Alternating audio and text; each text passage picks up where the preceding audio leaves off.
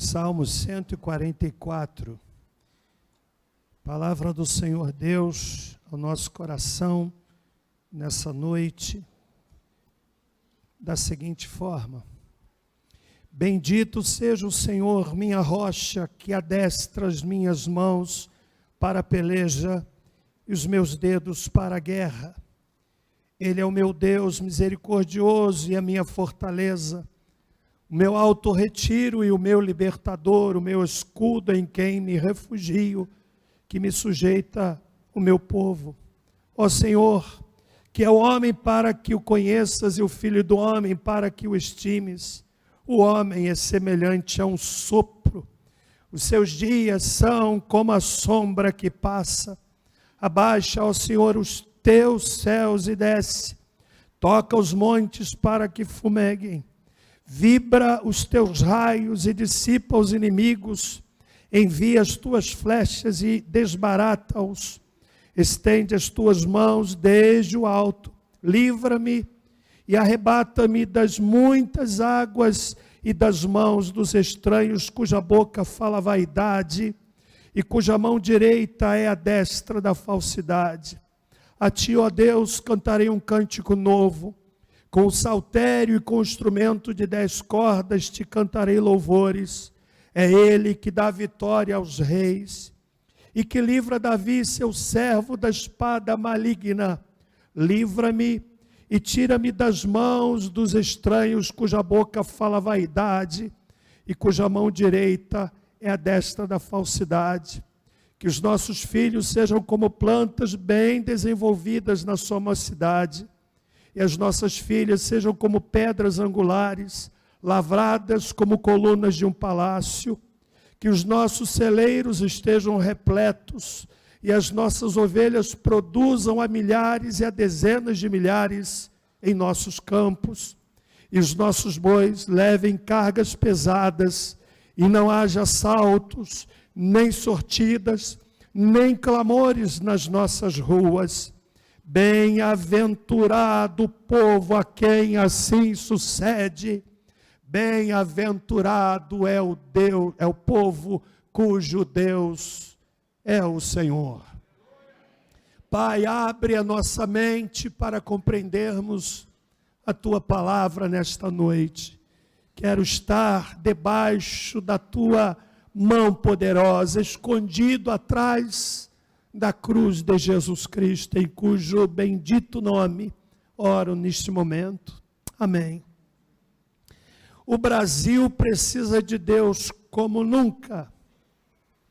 Eu amo ser brasileiro, apesar de alguns maus e péssimos brasileiros. Gente, como disse João Alexandre na canção entoada, que tem muito poder, mas nenhum coração. Amo o Brasil, meu rincão, minha pátria amada. Ontem, dia 7 de setembro, celebrou-se a independência do Brasil. E cabe aqui, ainda que rapidamente, uma compreensão histórica. Era o ano de 1808. Portugal via-se ameaçada pelas tropas francesas, comandadas por Napoleão Bonaparte. Dom João VI, e com ele uma comitiva que ocupou 14 navios, veio para o Brasil, ficando lá a sua mãe, Dona Maria I.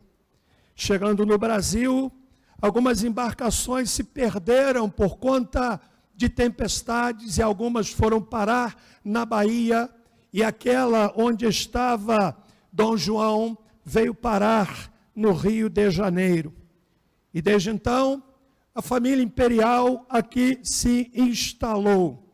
Em 1815, o Brasil foi levado à condição de Reino Unido, e assim deixou de ser contado como uma colônia.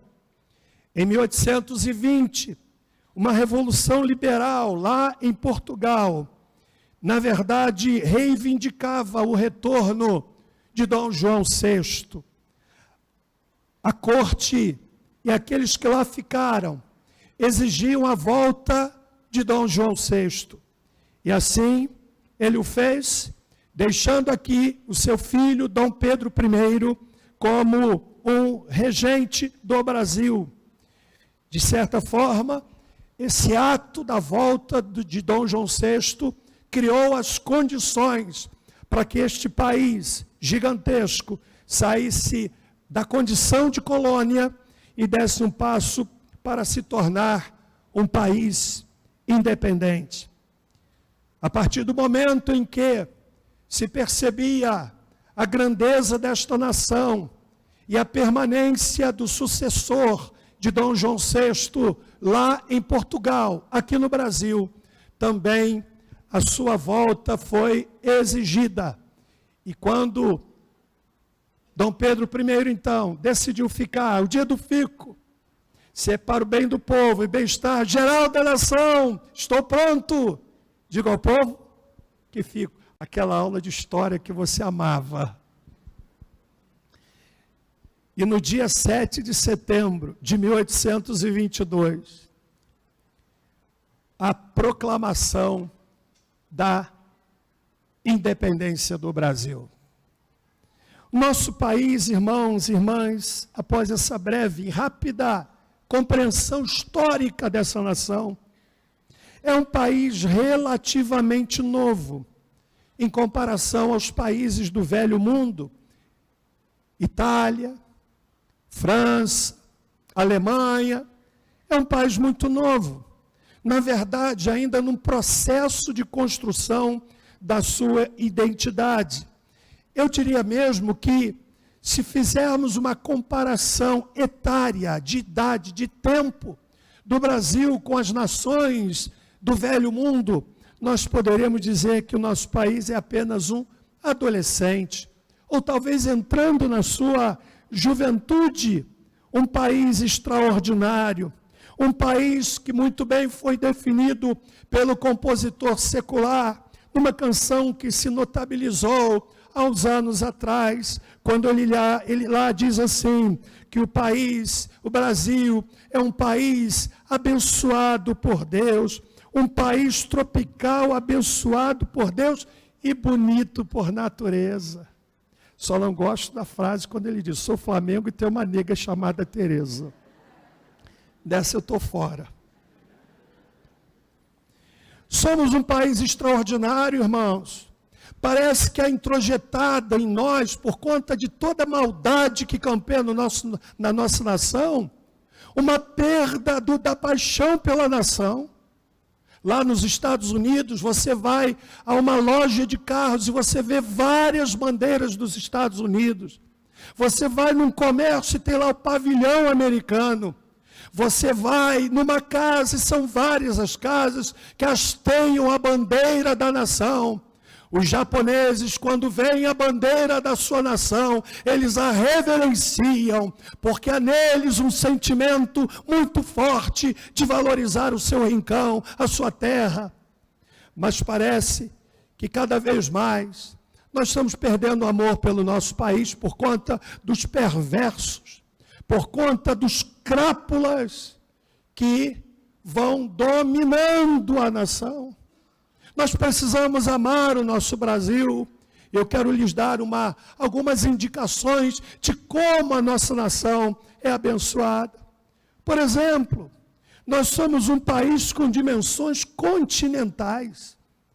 É o maior país da América do Sul, com uma área de 8.511.965 quilômetros quadrados.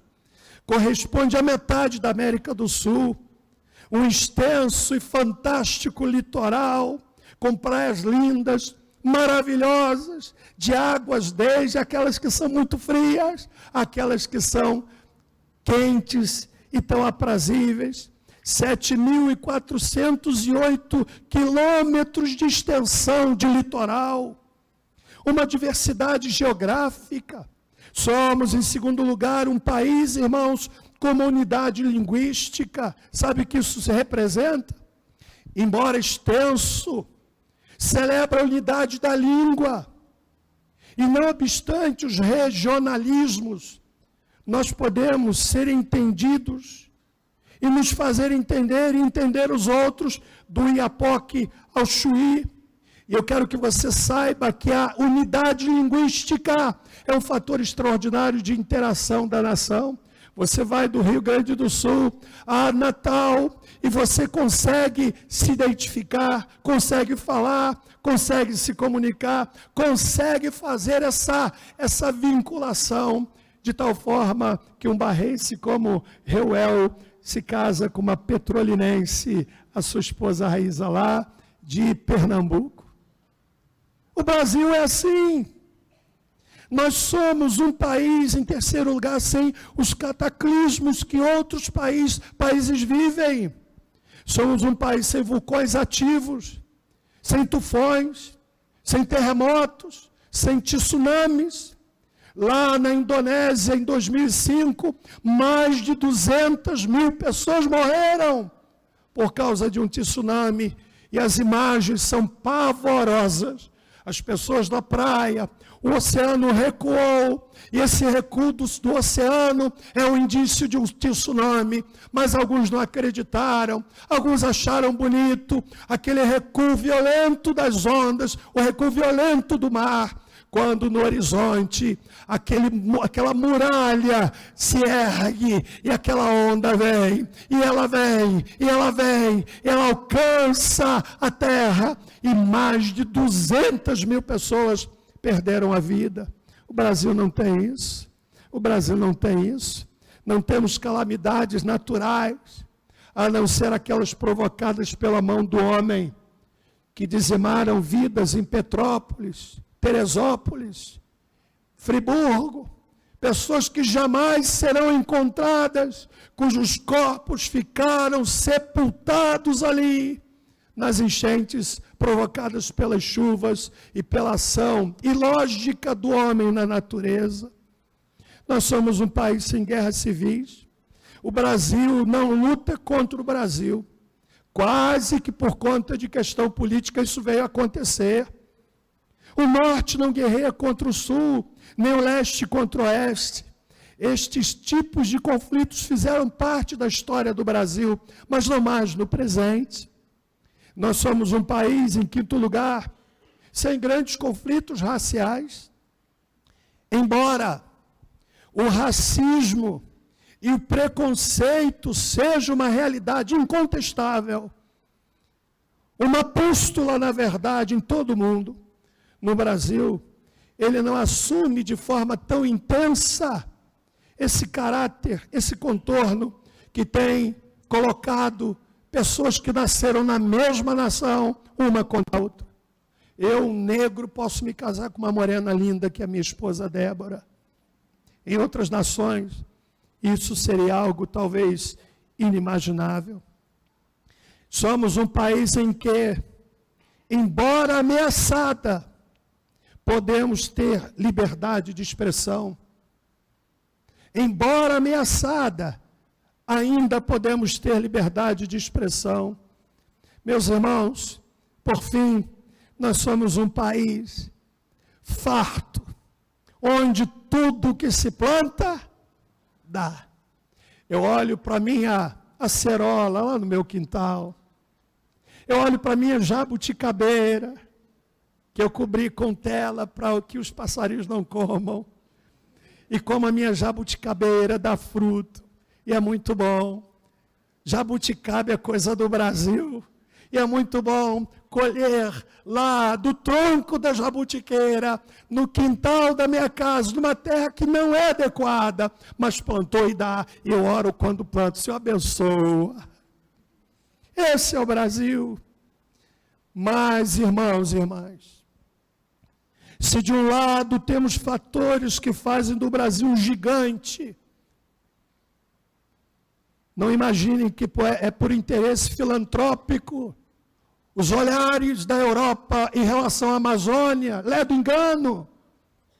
Não há uma generosidade dessa monta a outros interesses que estão vigindo aí. Por outro lado, portanto, nós temos elementos que põem em risco a nossa nação amada. O Brasil precisa de Deus. Eu quero apontar pelo menos 3 elementos. Em primeiro lugar, o aumento crescente do consumo das drogas. Domingo que vem, o Ministério Maped terá um culto especial no jeito deles. Você sabe qual é a música que eles tocam? Por que nós apoiamos esse ministério? Porque a família sendo destruídas por causa das drogas, a família sendo dilaceradas por causa do álcool. Quem convive com alcoólatra sabe que o álcool adoece a família toda, marca os filhos, machuca a esposa. E o nosso país vive sob uma intensa pressão movida pelo consumo das drogas. Há uns anos atrás, conversava com uma educadora de Vassouras, e ela me dizia o seguinte: ou este país acaba com as drogas, ou as drogas acabam com este país. É uma das maiores ameaças, por exemplo, à família, à segurança, à prevenção, à preservação dos direitos fundamentais de uma pessoa. Quantas pessoas estão perdendo a vida porque atrás de um revólver tem ali um adolescente movido pela droga, que não tem sentimento, que está dominado. Nosso país precisa de Deus. Precisa de Deus, em segundo lugar, por conta da perda dos valores morais. Meus irmãos e minhas irmãs, nós assistimos quase que indefesos uma absurda inversão de valores, onde o certo passa a ser o errado, e o errado passa a ser o certo. Vemos a construção de uma nova realidade moral, onde os parâmetros não se enquadram naquilo que está na palavra de Deus.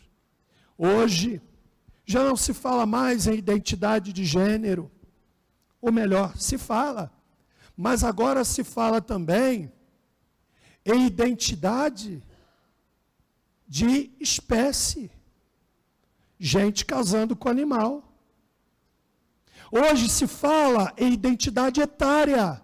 Adulto se relacionando com criança, ou adulto que se vê como criança. Eu fiquei apavorado quando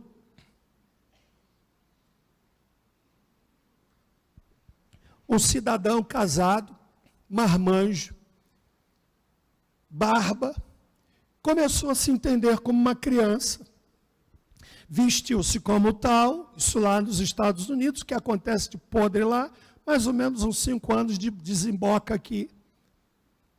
E aquele camarada pior, com roupinha de criança, imagine, camarada com 40 anos, com gorrinho, roupinha de criança, foi adotado por um casal.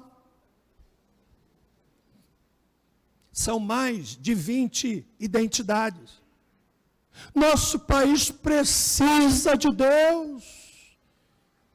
Precisa de Deus, em último lugar, nessa minha longa introdução, para virmos ao texto, por conta de um câncer terrível, chamado corrupção.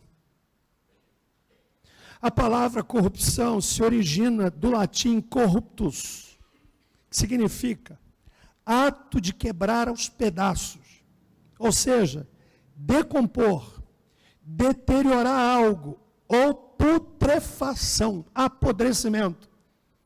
Nosso país tem sido minado por conta da corrupção.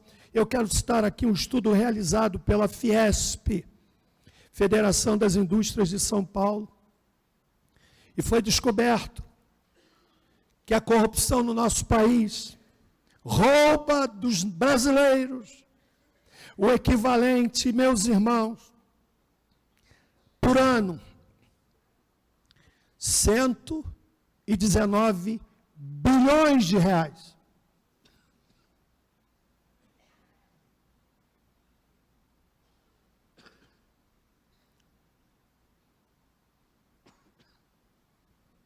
R$ 119 bilhões de reais.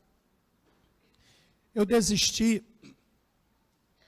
de fazer os cálculos de quanto isso representaria em construção de hospitais.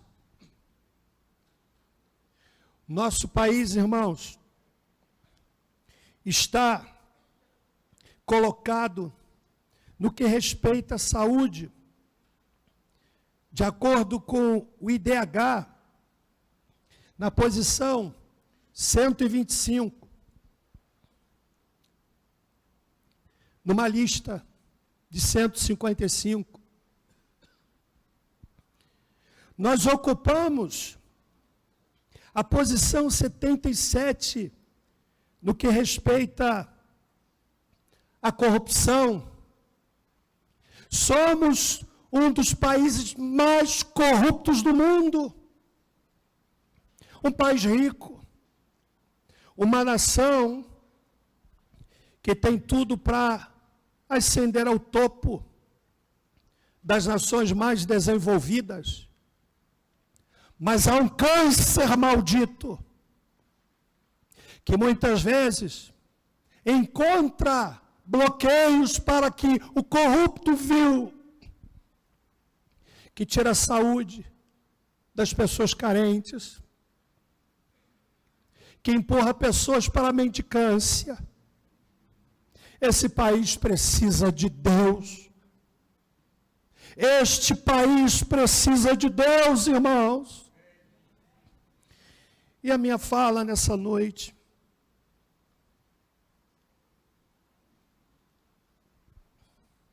com muita emoção, é para que nós nos despertemos e não nos contentemos numa religiosidade que se enclausura num templo, com canções bonitas, sem qualquer sentimento com o que se passa lá fora, que afeta você, afeta seus filhos. Ou será que não? Imagine um menino, vários deles aqui, menino e menina, que vai para uma faculdade,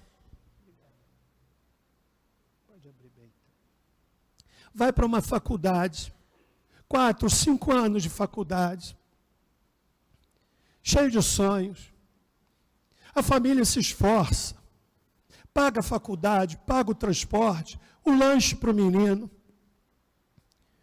e com muito esforço, termina a sua universidade. É evidente, é notória a frustração nos olhos desses meninos que terminam a faculdade na idade de produzirem, de ajudarem a família, de começarem a trazer para casa algum recurso e não encontram emprego. É frustrante. Talvez alguns dos senhores aqui vivam isso dentro de casa. Meus irmãos, o Brasil precisa de Deus. Quero voltar ao texto, porque ele é a nossa base. Por que nós precisamos de Deus? Quem compôs este salmo foi um estadista, foi um rei chamado Davi. E eu quero listar e sacar do texto alguns motivos que encorajam e reforçam o título da nossa fala. O Brasil precisa de Deus. Em primeiro lugar, precisa de Deus, pois sem Ele nada somos. Os orgulhosos, os soberbos, os arrogantes precisam ouvir isso. Davi diz assim no verso 4: o homem é semelhante a quê? Ao sopro, na minha tradução. Os seus dias são como a sombra que passa. Como um sopro. Como um sopro. Citei aqui, tempos atrás, aquele vídeo que vi. Casal andando, despretensiosamente, conversando numa calçada. Talvez você tenha visto, porque as redes sociais têm a capacidade de conectar em todo mundo. Quase que não tem mais coisa nova. E aquele casal andava. A imagem de um empreendimento, de uma empresa, uma filmagem de segurança, certamente, acusou. Quando lá do outro lado da pista, bem distante, a toda velocidade vem uma roda que se desprendeu de um caminhão. E ela vem ricocheteando no chão, saltando, saltando, saltando, e o casal andando despretensiosamente. Parece que foi um tiro certeiro. Na verdade foi, porque ela quicou, e podia ter batido e passado por cima daquele moço, mas foi certeiro na cabeça do moço, ele cai sem vida. Precisamos de Deus, pois sem Ele, nada somos. Me ouça, moço, senhor, senhora, nesta congregação, nós não estamos brincando de religião. Estamos aqui para lhes dizer que precisamos de Deus, pois sem Ele nada somos. Em segundo lugar, precisamos de Deus, pois Ele é o Todo-Poderoso. O Brasil precisa de Deus porque Ele é o Todo-Poderoso. Davi encerra o salmo dizendo: bem-aventurado é o povo a quem assim sucede, bem-aventurado é o povo cujo Deus é o Senhor. Deus é o Todo-Poderoso. Observe o que ele diz no verso 5. Abaixa, ó Senhor. Ele não diz os céus. Ele diz os teus céus. Os céus são propriedade de quem? De Deus. Prossegue, desce e toca os montes para que fumeguem. Vibra, verso 6, os teus raios. Os teus raios. Meus irmãos, precisamos de Deus, pois Ele é o Todo-Poderoso. Precisamos de Deus, pois Ele nos livra. Diz o versículo de número 7 e 8. Estende as tuas mãos, desde o alto, livra-me e arrebata-me das muitas águas e das mãos dos estranhos, cuja boca fala vaidade, cuja mão direita é a destra da falsidade. Estende as tuas mãos, desde o alto, livra-me. Precisamos de Deus. O Brasil precisa de Deus. Você precisa de Deus. Eu preciso de Deus. Porque Ele nos livra. Em quarto lugar, precisamos de Deus, pois só Ele pode inspirar os governantes. Leio no versículo 10. É Ele que dá vitória aos reis e que livra Davi, seu servo, da espada maligna. Respeitando opiniões em contrário, mas eu quero me referir ao presidente eleito pela maioria. Não há mais campanha. Tem esperança, porque ele está buscando pedir a bênção de Deus. Se emociona, se ajoelha e pede: Deus, me ajuda. Isso é um bom sinal. Não obstante, as pressões terríveis aqui, o governante da nossa nação tem submetido. E aqui quero dizer, não há mais campanha. E este livro, na carta de Timóteo, ele diz que é dever nosso orar por aqueles que estão em liderança sobre nós, mesmo que fosse outro candidato que ganhasse a eleição. Então, é ele que inspira os governantes. É isso que Davi está dizendo, e ressalto. Não é a palavra de um homem qualquer, é de um governante, de um rei, o rei Davi, que está dizendo no versículo de número 10, é Ele, o Senhor, que dá vitória aos reis e que livra Davi, seu servo, da espada maligna. Em quinto lugar, estão comigo até aqui, irmãos? Amém? Posso continuar pregando? Amém ou não amém? Dá um amém forte para sentir firmeza, irmão? Amém. Convenceu muito não, viu? Precisamos de Deus, pois só Ele pode garantir um futuro melhor para os nossos filhos. Só Deus. Precisamos orar pelos governantes, mas confiar que só Deus pode garantir um futuro melhor para os nossos filhos. Pastor, onde é que está isso? Nós lemos isso no versículo 12. Que os nossos filhos sejam como plantas, bem desenvolvidas na sua mocidade, e nossas filhas sejam como pedras angulares, lavradas como colunas de um palácio. Bem-aventurada a nação cujo Deus é o Senhor. E Davi, ao encerrar com essa palavra extraordinária, ele está dizendo daquilo que só Deus pode fazer pelos nossos filhos, pelas nossas filhas. Filhos queridos que nós tanto amamos. O sofrimento de um pai, de uma mãe, é maior quando acontece no filho do que em si mesmo. Sim ou não? Precisamos de Deus, pois só Ele pode garantir um futuro melhor para os nossos filhos. É a Bíblia quem está nos dizendo. Como eu gostaria, irmãos, de ver os meninos que fizeram universidade. Aliás, quantos estão aqui? Levantem a mão, que se formaram. Bem alto, por favor. Bem alto.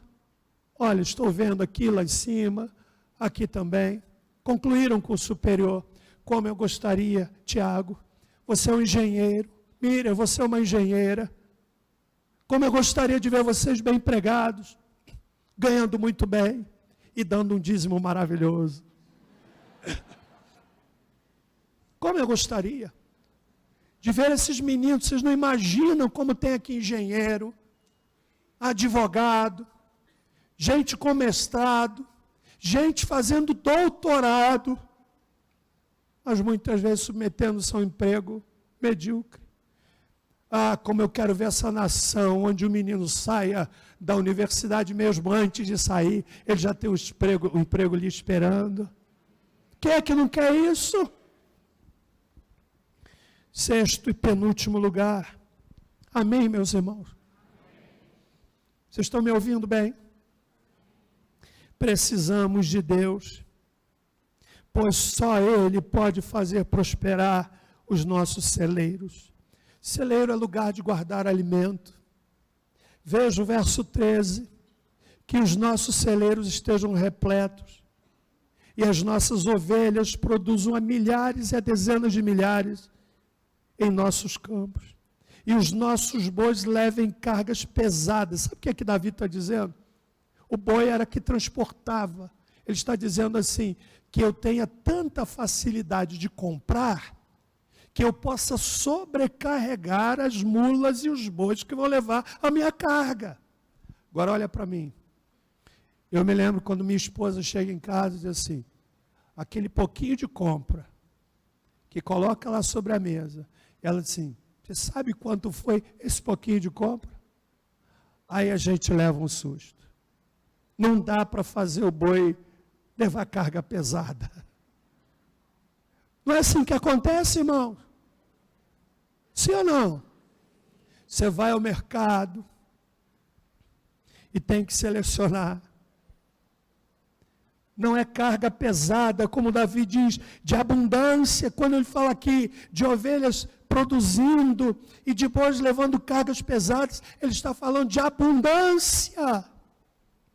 O nosso país é um país rico, irmãos. É um país onde cada brasileiro poderia não almejar mais morar em outro país, porque a fartura, se não fosse esse câncer maldito, chamado corrupção, é que o brasileiro é muito pacífico. O brasileiro é gente muito boa. Qualquer lugar brasileiro faz amizade. Tem os maus brasileiros. O brasileiro é comunicativo. O brasileiro é simpático. Claro que há exceções, mas eu não quero pensar na exceção, eu quero pensar na regra. O brasileiro faz piada da sua tragédia.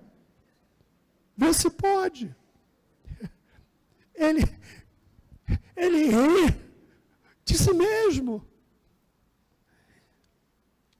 Então, Precisamos de Deus, pois só Ele faz prosperar os nossos celeiros. Caminhando para o fim, precisamos de Deus, pois só Ele pode fazer frear a avassaladora onda de violência que impera nesses dias. Eu leio no verso 12, Davi está dizendo, não haja assaltos. Verso 14, digo, não haja assaltos. Essa tradução está diferente, eu acho que pode confundir, por favor. Não haja assaltos, nem sortidas, nem clamores em nossas ruas. Quem aqui já foi assaltado? Levanta a mão, bem alto. Meu Deus. Foi uma experiência fantástica. Eu me lembro uma ocasião, eu era solteiro ainda, não sei se Edilson morava comigo ou não. E acho que não. Era solteiro, morando sozinho. Roubaram um violão que eu tinha de 12 cordas. O pessoal da música tinha um violão de 12 cordas. O violão era bonito, impressionava, mas naquela época tinha pouca gente que tocava, até fazia graça, viu, Davidson? Roubaram meu violão. Eu estava viajando, pedi alguém para ver a casa, quando a pessoa disse, ó, só estava tudo bem, pastor, tudo no lugar, só que a janela estava com o vidro quebrado. Como o meu maior bem era o violão, eu perguntei, o violão? Foi embora. Roubaram. Eu fiquei muito triste, porque eu comprei aquele violão em várias parcelas. Foi difícil pagar o meu violão de 12 cordas, bonito, de Giorgio, 12 cordas, lindo demais. Aí eu fiquei triste. Um dia, o motorista de táxi aqui da cidade disse assim, pastor, tem um colega aí motorista que fez uma corrida e a pessoa pagou com violão. E era um violão tão diferente, 12 cordas, é o meu violão. Foi atrás do motorista, gente, parente de gente aqui da igreja. Eu não vou citar o nome, porque eu não pedi permissão. Então, fui lá com aquele senhor, ele realmente fez uma corrida, o camarada não tinha com o que pagar, pagou com o violão. Eu paguei a corrida e levei o violão, peguei o violão de volta. Homem de Deus. Depois eu me desfiz dele, porque era muito violão para pouco músico. Senhoras e senhores, só Deus pode frear essa onda avassaladora de violência nesses dias. O Brasil precisa de Deus. Quero, caminhando para o fim da minha fala, me referir a uma tragédia que aconteceu nos Estados Unidos, no dia 11 de setembro de 2001. Daqui a 2 ou 3 dias. Eu estava em Juiz de Fora, quando passei no mercado e vi as televisões ligadas, o prédio do World Trade Center ruindo em chamas, todo mundo parado, e foi aquele fato, aquele ataque terrorista que feriu o coração da nação mais poderosa do mundo. A América sangrou. Mais de 3.000 pessoas morreram, foram 3 ataques, aquele foi o mais violento. Tive o privilégio, há uns anos atrás, de visitar aquele lugar com Débora. Uma coisa triste, coração de Nova York.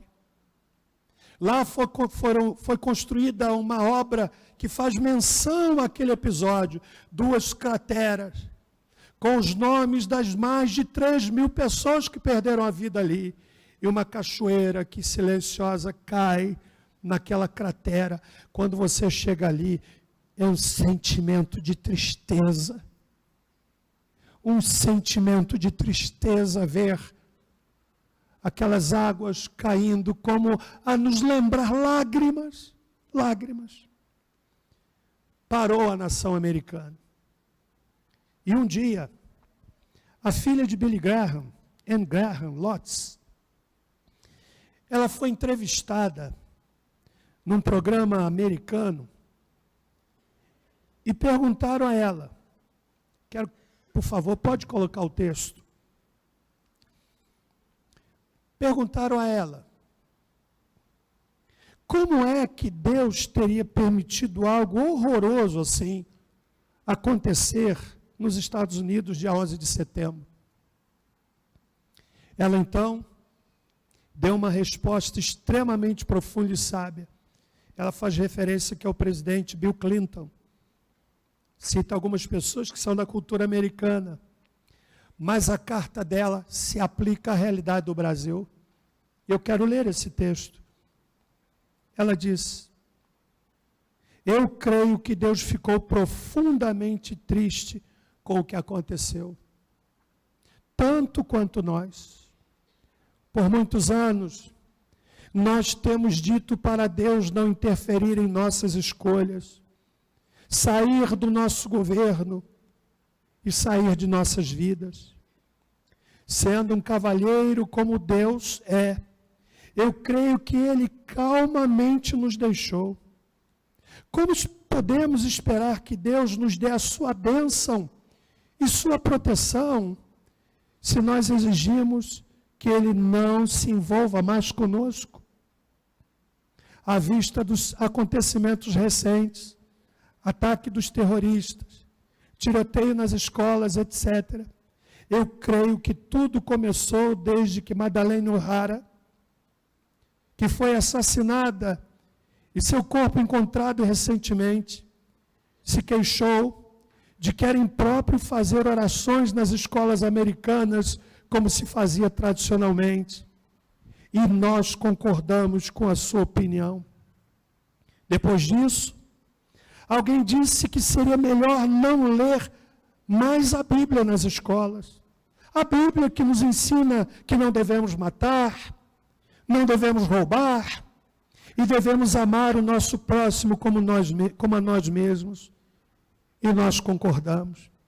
Logo depois, Dr. Benjamin Spock disse que não deveríamos mais bater em nossos filhos quando eles se comportassem mal, porque as suas personalidades e formação ficaram distorcidas e poderíamos prejudicar a sua autoestima.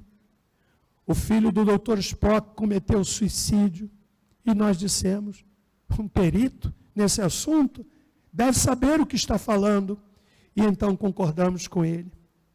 Depois alguém disse que os professores e os diretores das escolas não deveriam disciplinar os nossos filhos quando eles se comportassem mal. Os administradores das escolas, então, decidiram que nenhum professor em suas escolas deveria tocar em um aluno quando se comportasse mal, porque não queriam publicidade negativa e não queriam ser processados. Há uma grande diferença entre disciplinar e tocar, bater, dar socos, humilhar, chutar, etc. E nós concordamos com tudo. Aí alguém sugeriu que deveríamos deixar que nossas filhas fizessem aborto, se assim o quisessem, e que nem precisariam contar aos pais. E nós aceitamos essa sugestão sem ao menos questioná-la. Em seguida, algum membro da mesa administrativa escolar, muito sabido, disse que, como rapazes serão sempre rapazes, e que como homens iriam acabar fazendo o inevitável, que então deveriam dar aos nossos filhos tantas camisinhas quantas eles quisessem, para que eles pudessem se divertir à vontade, e que nem precisaríamos dizer aos seus pais que eles as tivessem obtido na escola. E nós dissemos, e nós concordamos, e não falamos nada. Prossegue, meus irmãos.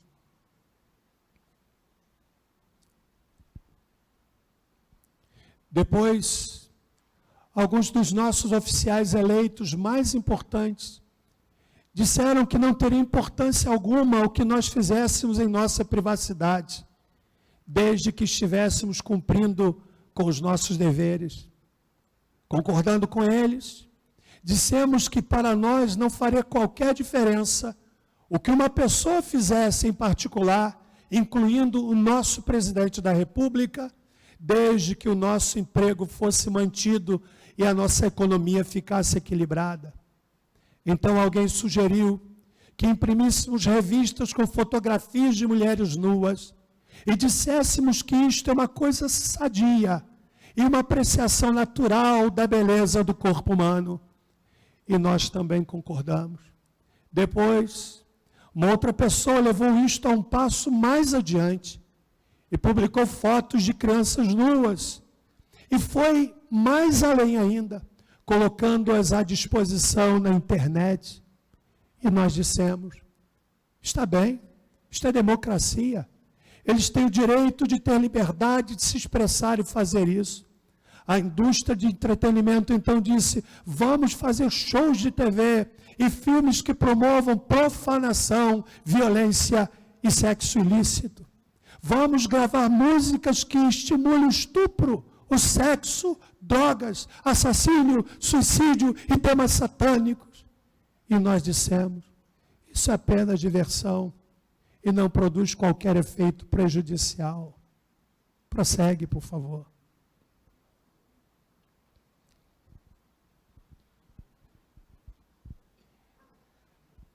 Ninguém leva isto a sério mesmo.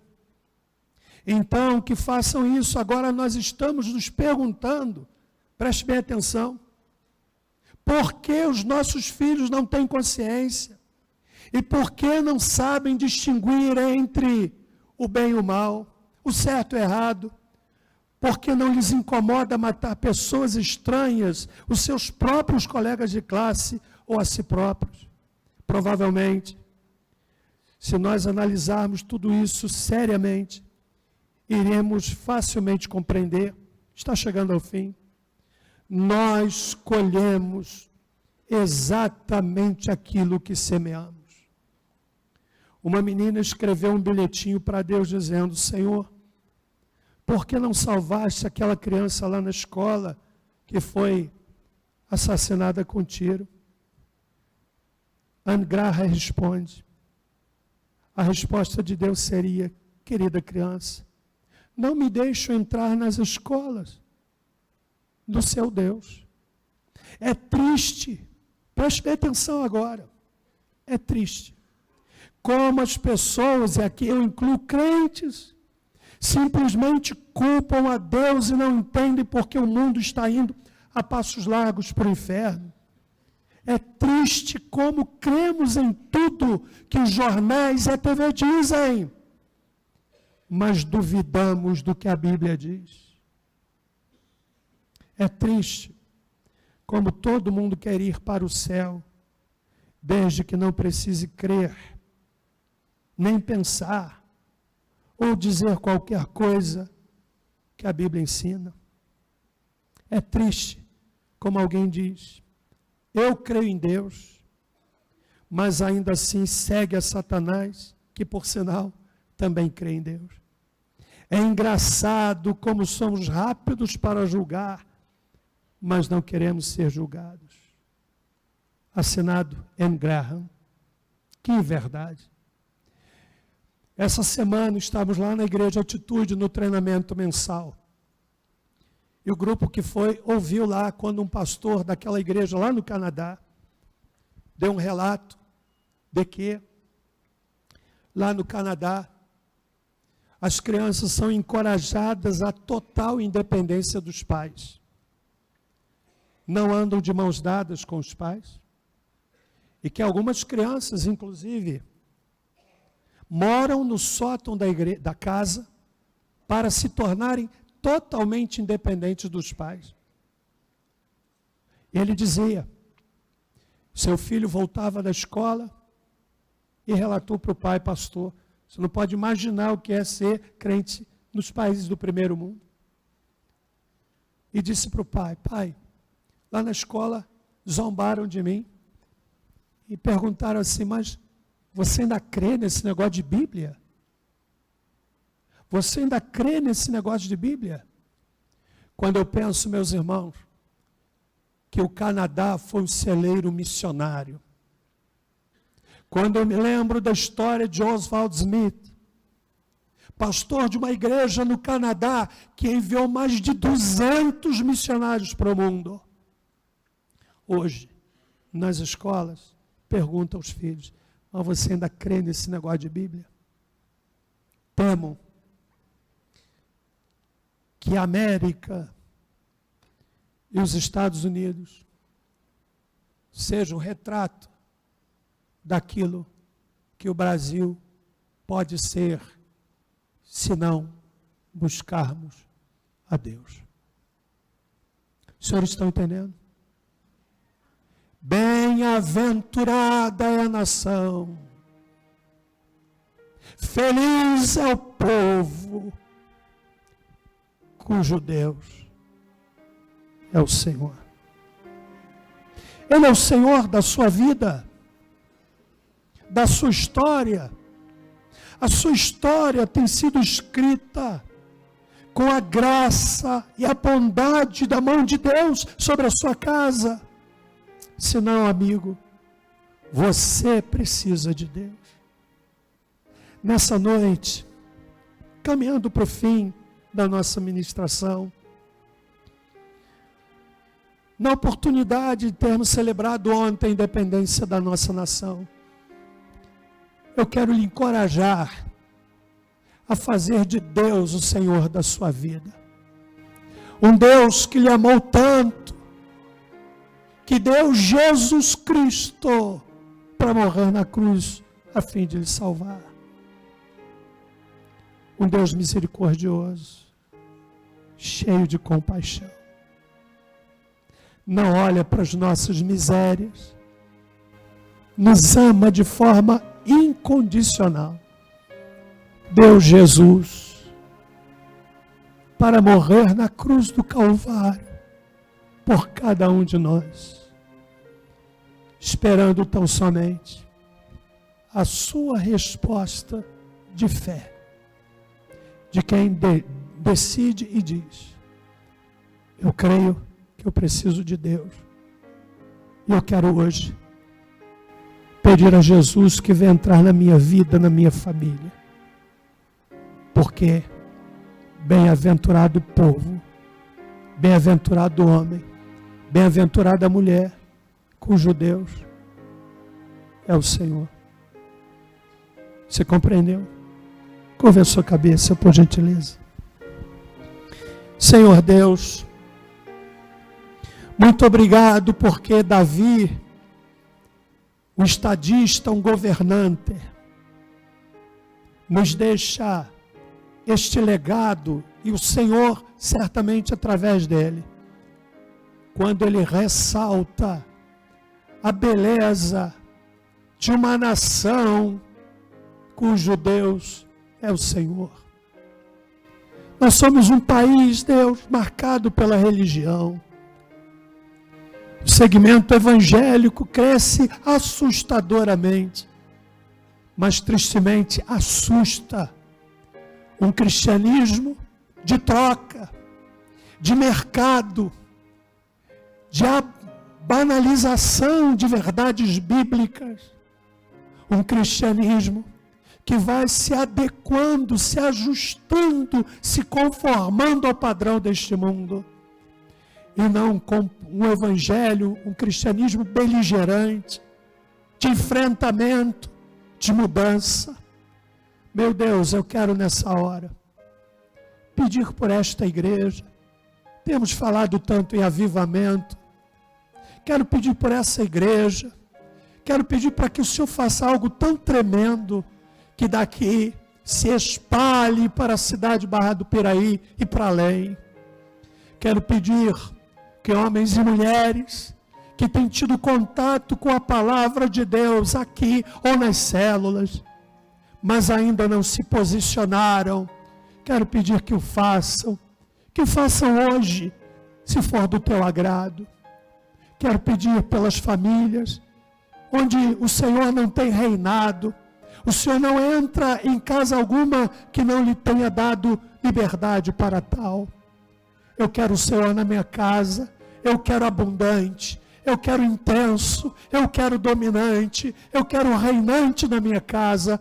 E peço-te, Senhor, que este sentimento seja o mesmo dos que aqui estão nessa noite. Eu vou convidar pessoas que desejam entregar a vida a Jesus. Gente que deseja hoje publicamente dizer: eu quero que o Senhor seja o meu Deus. Eu entendo que Ele me amou e deu Jesus para me salvar. E eu quero ser bem-aventurado, feliz, tendo o Senhor como meu Deus, como meu Salvador, como dono da minha vida. Em nome de Jesus, Senhor, faz isto. Vamos ficar em pé, irmãos. Eu não vou convidar você a levantar a sua mão.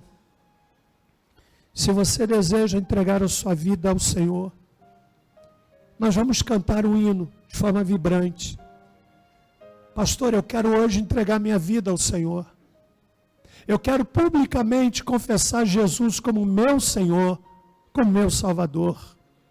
Enquanto cantamos, se Deus lhe tocar, saia do seu lugar e venha aqui, eu quero orar por você. Quem sabe alguém afastado do Evangelho quer voltar para o caminho do Senhor. Vem enquanto cantamos.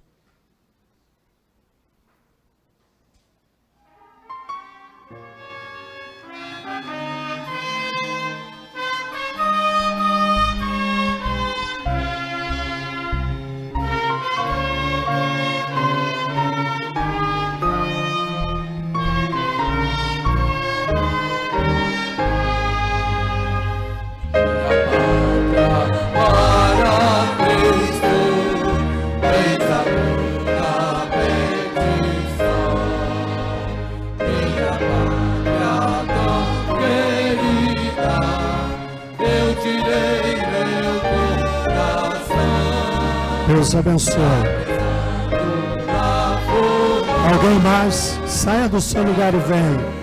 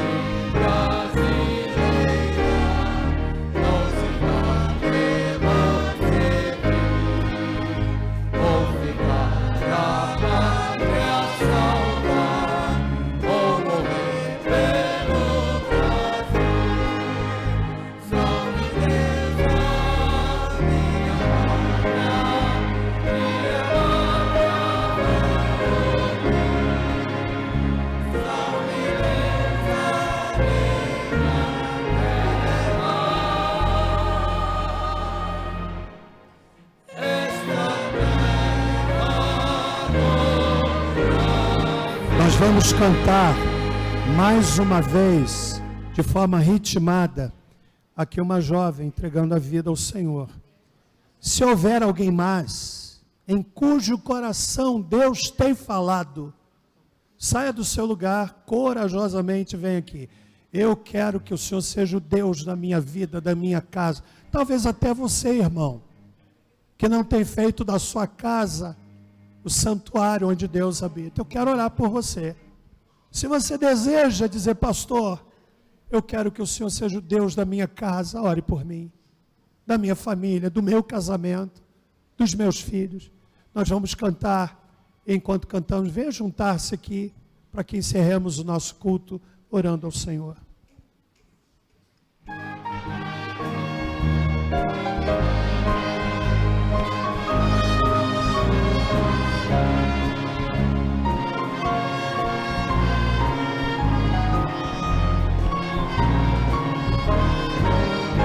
firme.